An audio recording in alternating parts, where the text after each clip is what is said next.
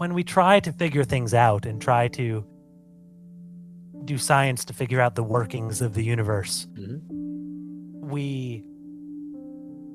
it almost seems like, oh, why are you trying to spoil the fun? Yeah. Why are you trying to take something so beautiful and mysterious and reduce it to just a system? Like, oh, you're going to take happiness and joy and say, oh no, that's just a thing called serotonin. Yep. It's and there is something to it though, that when you learn about like, oh, the universe is just matter, it's just like subatomic particles, this and that, you lose this whole looking out at the moon and see the divine light, or you can see Jupiter and like, oh, this is the planet of of the king of the gods and the mythology, and it becomes something living around you, and it creates a kind of a sterile and empty and cold world to live in, and it does lessen people's happiness, I think.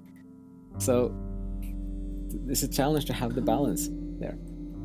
Although I think if you go deep enough into it, I mean, there are so many, and I am by no means a scientist, but I know a little.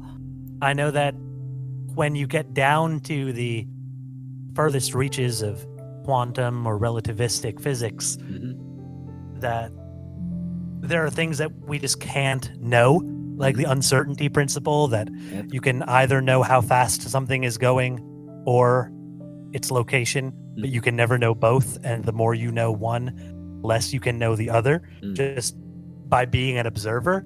I think it almost it dissolves everything.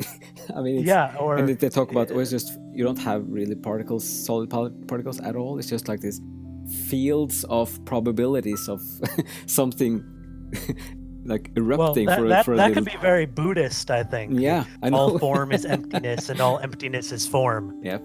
I don't know. But there's another thing there with thinking, that you can't aggregate from a low level to a higher level necessarily. Like, it's not, you can't explain human life and walking in the streets and going to the coffee shop with quantum physics. It's not the same thing. Well, I've been over the last couple of weekends, I've been playing a video game called The Outer Worlds, where it's a science fiction role-playing game, distant future space opera with a little bit of Western, really cool. But in it, the dominant religion in that solar system is, they call it the Order of Scientism, and it's a deterministic, basically their goal is to find out every reaction, because they believe everything is just cause and effect, a chain reaction all the way to that first motion, or like the deist god that just kind of is the watchmaker and sets the universe in motion with a snap of his fingers and then lets it go. So in it, the religious figures, one of your companions in the game is a priest in that order, and he or a vicar they call him, but his goal is, I want to understand as much science as possible so I can understand the roots of things, so I can understand where I'm going, because it's predictable chemical reactions, and that way I can know my purpose in life. And I haven't finished the game yet, but we're just meeting a rival school called the Philosophists. Okay. And they're basically like classic Greek skeptics, where, oh, well, how do you know any of that? You don't know anything. Your senses could all be lying to you, like Descartes. And, well, this could all just be a trick.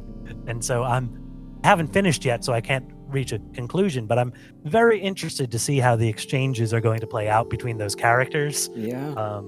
And what the whole message might be, because there's definitely something in between, because we have to be able to know some things. Yes. But we definitely don't know everything. So It's finding out how much we do know, how much we can know. I'm not sure what point I'm trying to reach anymore, but well, I think hopefully the game ends up with something like, well, there's still a mystery. We don't fully know. It's like, right. You can have a direction and then you can move towards it, but this is a bit again like the paradox. You don't, or I'm not sure how conclusive it is, but I'd like to say that the goal is like to increase your understanding of the divine essence, not understanding it, because you're never going to get there in your earthly life. I think there's something inexhaustible in constantly drawing from the mystery and the spiritual and try to sort it into a more like rational intellectual understanding, but it never ends, I think. Way on the side. Well, that's Virgil and Beatrice again. Yes, exactly. And I spent the summer looking through, like having a big second look at the biblical stories. It's still so stuck in my mind, this Jacob's ladder, when he's sleeping and then suddenly the heavens open and you have this ladder and the angels going up and down. I just see that as, so angel means messenger, but it's like he's opening the channel. You can again use the hemisphere, like it's the rational that opens up into the mysterious and spiritual right hemisphere, and then once that channel has opened, it's information just flowing back and forth, and once that happens, kind of you reach the point, you pass a point. There's also like that sentence in the Old Testament is one sentence, like it's just an angel goes up and down, and then he wakes up and he takes he has a stone as a pillow, and he raises up the stone and oils it, and founds God's city, Beth El. So El is God and Beit is a house in ancient Hebrew. So it's just like the channel opens, he wakes up, puts up the stone, oils it, and this is where it starts, because here I open the channel to the mystery.